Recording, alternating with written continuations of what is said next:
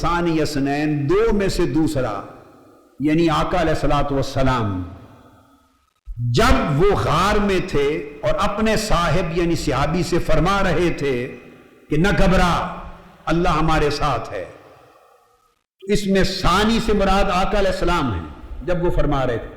اگر یہ مراد ہوا تو اس کا دلالت اور اشارت اور اقتضاء نص کا وہ ایک سمت ذہن کو لے جاتا ہے کہ اللہ رب العزت اپنے کلام میں حضور علیہ السلام کو فرما رہے ہیں کہ ان دو میں سے دوسرا یہ فرما رہا تھا، ان دو میں سے دوسرا یہ فرما رہا تھا اپنے صحابی اور ساتھی کو کہ ابو بکر نہ گھبرا، اللہ ہمارے ساتھ ہے.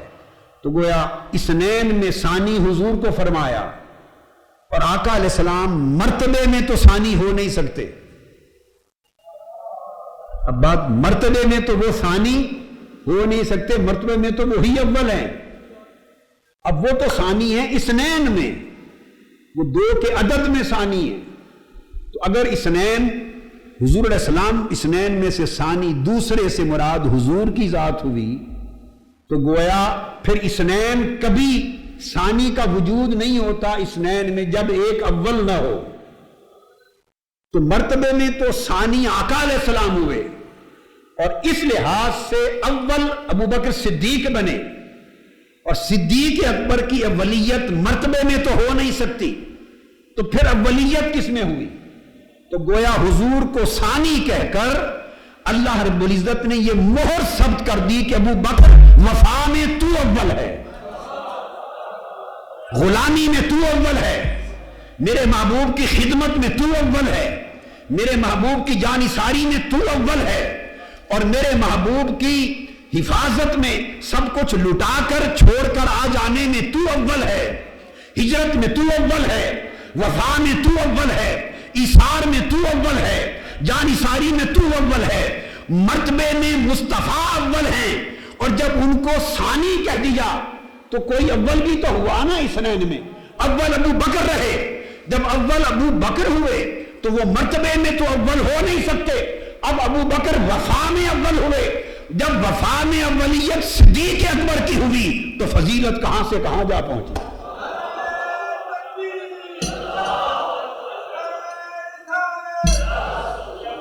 دو باتیں فرمائیں. اذ یقول لصاحبہ، جب وہ اپنے صاحب سے فرما رہے تھے، تو اس میں نص وارد کر دی ان کی صحابیت پر، جس کا میں ذکر کر چکا. اللہ رب العزت نے سیدنا صدیق اکبر کو صحابی رسول کہا، اللہ نے سیدنا صدیق اکبر کو صحابی رسول کہا، ایک بات.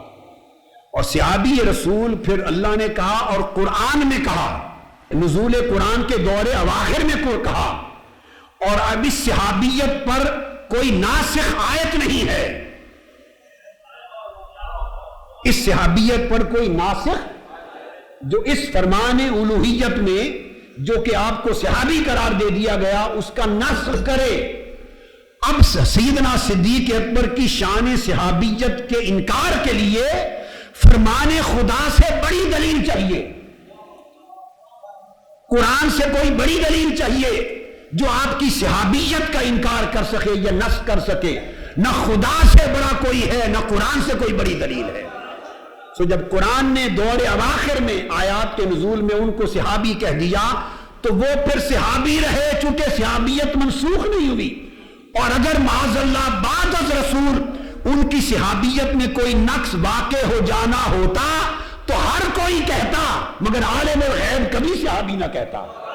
جس زبان نے آپ کو صحابی کہا وہ ماضی کو بھی دیکھ رہی ہے، وہ مستقبل کو بھی دیکھ رہی ہے، وہ عہد رسالت مآب کو بھی دیکھ رہی ہے، اور بعد از وفات کیا ہونے والا ہے وہ بھی دیکھ رہی ہے، وہ عہد صحابہ بھی دیکھ رہی ہے نگاہ خدا، اور بعد کا دور بھی اول کا دور سب سامنے ہے. جب سارے ادوار سامنے رکھ کر وہ خود فرما رہا ہے لے صاحب ہی ابو بکر تم صحابی بنا دیے گئے. تو جس کو خدا نے صحابی بنایا اس کی صحابیت کو کوئی رد نہیں کر سکتا تاکہ کہ وہ خود کو خدا سے بڑا کہنے کا دعویٰ کرے.